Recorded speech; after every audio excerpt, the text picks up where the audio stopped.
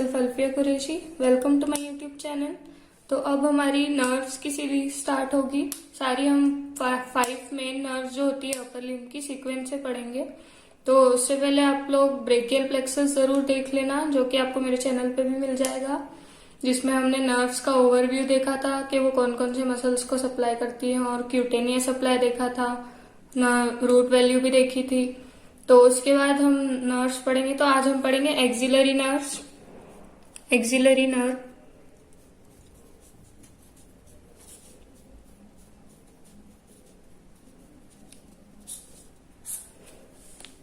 सबसे पहले इंट्रोडक्शन।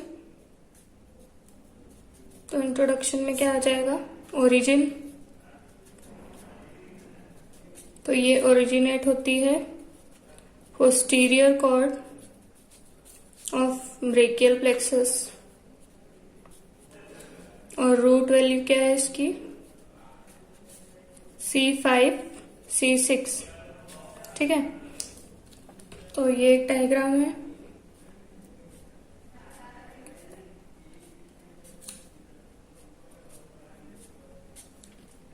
यहां से निकलता है हमारा ब्रेकियल प्लेक्सस C5 से लेके T1 तक।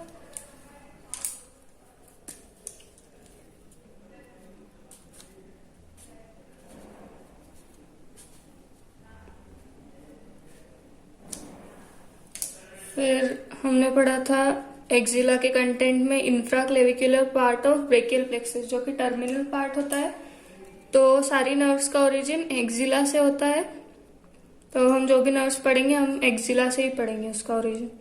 तो यहां से ओरिजिनेट करती है एक्सिलरी नर्व। ठीक है, इसका कोर्स देखते हैं। तो कोर्स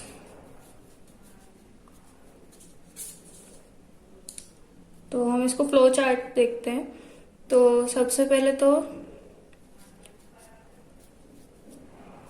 ओरिजिन इन एक्सिला।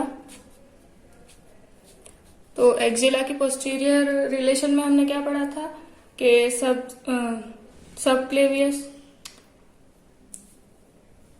सब स्केपुलरिस मसल, तो उसी पे रन करेगी पूरा सब स्केपुलरिस पे। तो origin in axilla runs downward on subscapularis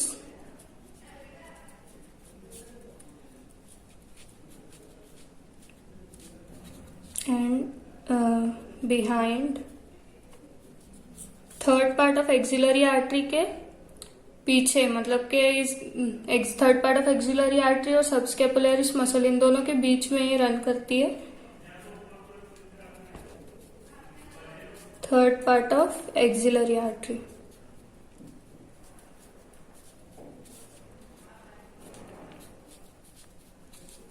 ठीक है, फिर पूरा सबस्केपुलरिस पे रन करने के बाद ये उसकी लोअर बॉर्डर से पीछे की तरफ चले जाती है क्वाड्रेंगुलर स्पेस में।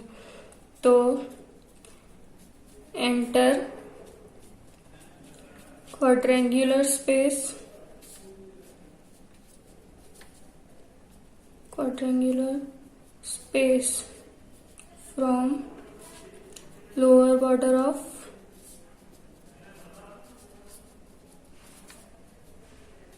subscapularis muscle। ठीक है, तो यहाँ पे एक और डायग्राम है। ये है स्केपुला, ग्लिनॉइड कैविटी, ह्यूमरस।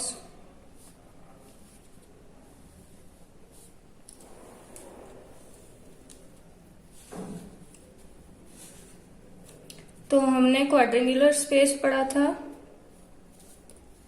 जो कि किन किन मसल से बन रहा था? टीरिस माइनर, टीरिस मेजर और लॉन्ग हेड ऑफ ट्राइसेप।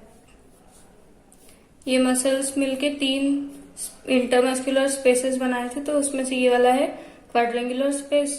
तो जो नर्व है वो आगे, ये पोस्टीरियर व्यू है, ये इंफ्रास्पाइनेटस सुप्रास्पाइनेटस मसल्स। तो आगे की तरफ से आई नर्व, क्वाड्रेंगुलर स्पेस में एंटर किया, तो क्वाड्रेंगुलर स्पेस में ये डिवाइड हो जाएगी दो पार्ट में, एंटीरियर और पोस्टीरियर में। तो जो एंटीरियर वाला है वो तो वापस से आगे की तरफ चले जाएगा, एंटीरियर वाली ब्रांच वो सप्लाई करेगी एंटीरियर फाइबर ऑफ डेल्टॉइड को। और इसके साथ कौन सी आर्टरी होगी? Posterior circumflex humeral artery. हमने इसके कंटेंट में पढ़ा था जब हमने इंटरमस्कुलर स्पेस पढ़े थे। तो ये सप्लाई करेगी anterior fibre of deltoid muscle को, और जो पोस्टीरियर वाला पार्ट है वो टीरिस माइनर को, यहीं पे है टीरिस माइनर, तो इसको सप्लाई करेगी। और पोस्टीरियर फाइबर्स ऑफ डेल्टॉइड को भी। फिर यहाँ से फेशिया को पियर्स करके ये बन जाएगी anterior lateral cutaneous nerve of arm, cutaneous nerve बन जाएगी ये। तो ये सप्लाई करेगी लोअर पार्ट ऑफ डेल्टॉइड वाले रीजन के स्किन को। तो ये डायग्राम है हैंड का, तो इसमें रीजन शो किया है कि कौन से क्यूटेनियस रीजन को ये सप्लाई करेगी। तो ये जो शोल्डर के नीचे वाला थोड़ा सा पार्ट है, इसको ये क्यूटेनियस सप्लाई देती है, एक्सिलरी नर्व। ठीक है, ये एंटीरियर साइड पे और ये पोस्टीरियर साइड पे।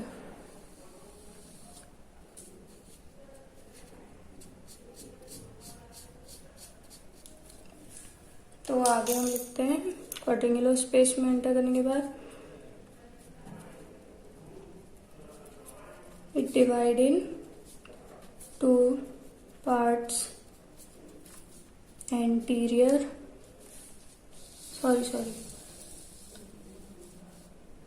देखा एंटीरियर एंड पोस्टीरियर।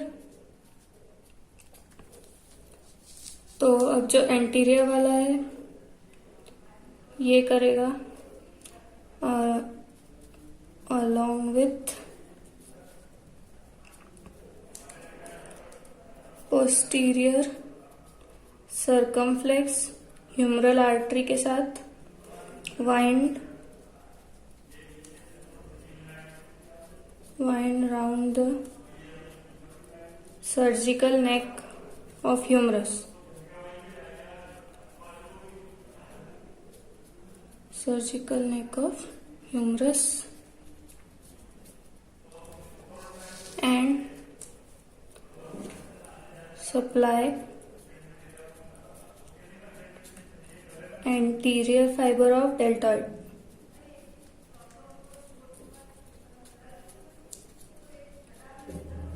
ठीक है, और जो पोस्टीरियर वाला है वो supply teres minor and posterior fiber of deltoid, and then pierce fascia and become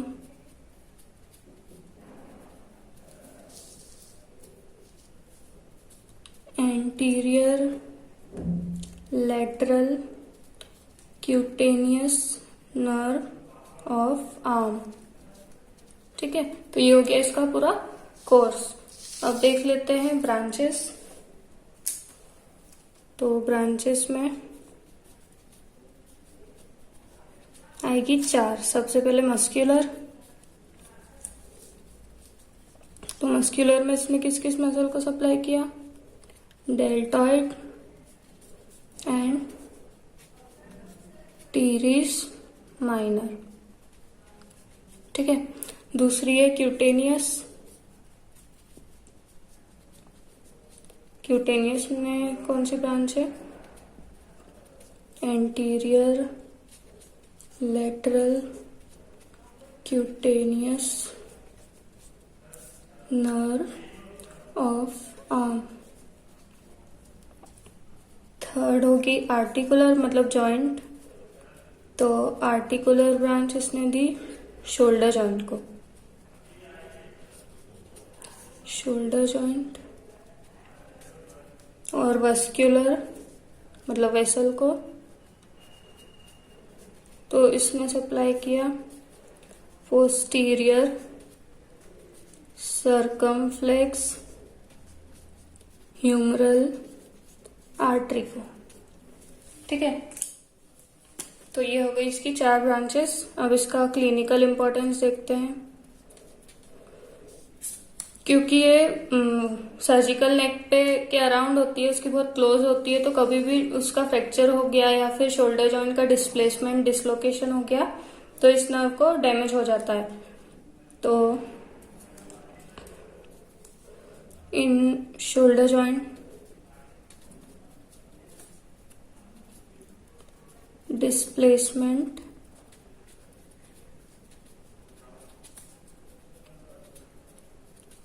और fracture of surgical neck of humerus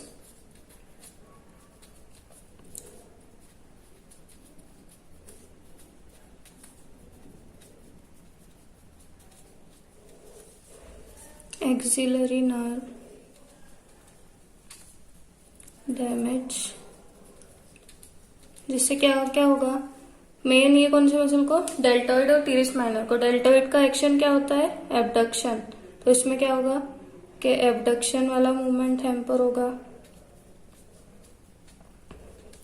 mainly over 90 degree, 90 degree से ज्यादा एबडक्शन हुआ तो वो हैम्पर हो जाएगा, मतलब हो नहीं पाएगा ये नर्व डैमेज होने के बाद। और जो क्यूटेनियस सप्लाई था वो भी लॉस्ट हो जाएगा। उस जो पार्ट हमने ये देखा था यहाँ पे लोअर पार्ट, डेल्टॉइड के लोअर पार्ट वाला रीजन, उसमें सेंसेशंस नहीं आएंगे, तो लॉस ऑफ सेंसेशन।